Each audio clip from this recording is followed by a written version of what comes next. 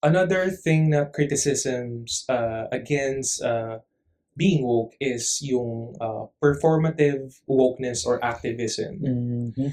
Ito yung inauthentic daw yung paglaban para sa advokasya or aktivismo Mhm. ng mga performative woke people or activists. Mhm. Tingin mo ba nakakasama yung performative activism or wokeness? Hindi siya nakakasama per se. Mhm. Hindi fully nakakasama. Mhm. Kasi, kung titingnan mo, at least, at the end of the day, yung pinag-perform nila ay wokeness pa rin. Mhm. Alam mo yun? Parang Okay. I'd rather na ginagawa nila yon. Mhm.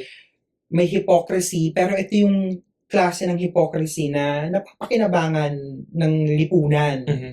Alam mo yun? Kasi, parang ako, anong gusto mo?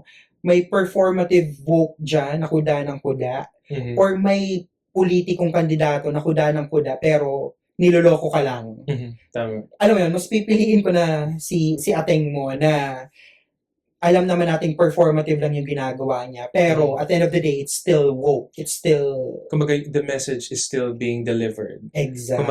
Kumbaga parang nakakairita man yung messenger mo. Mhm. But the thing is, yung message is being spread across or to many people.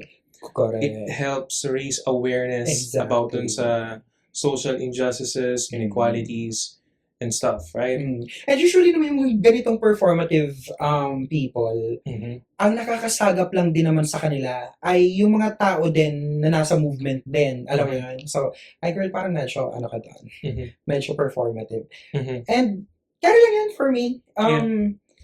Meron pa ring space for them to really learn how to be authentic. Alam mo yun? Yeah. Pero, To really manifest yung Oo. principles behind wokeness. Oo. Fake it till you make it, girl. Tama. Go lang yan. Lahat Go lang. nagsa-start sa ganyan. Totoo.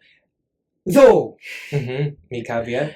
yes. Hanggang kailan ka magiging performative? Girl, baka naman palagi ka ng performative. Hindi mo naman, I mean, yun nga yung sinasabi na mulat ka na, hindi ka pa totally, parang pumikit ka pa, alam mo yun?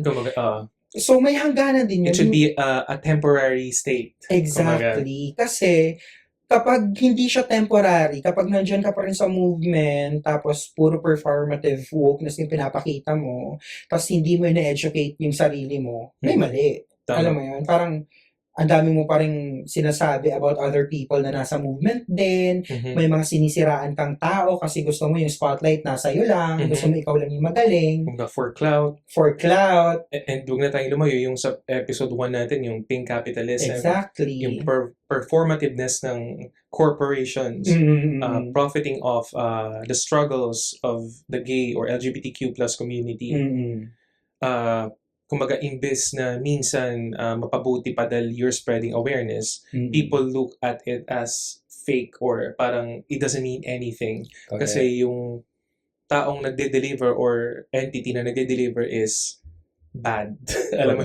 Kaya ano siya eh, it's fake it till you make it for a reason eh. Till you make it. May hangganan yung magiging performative. Hindi lang fake it. Exactly. So yeah. Okay.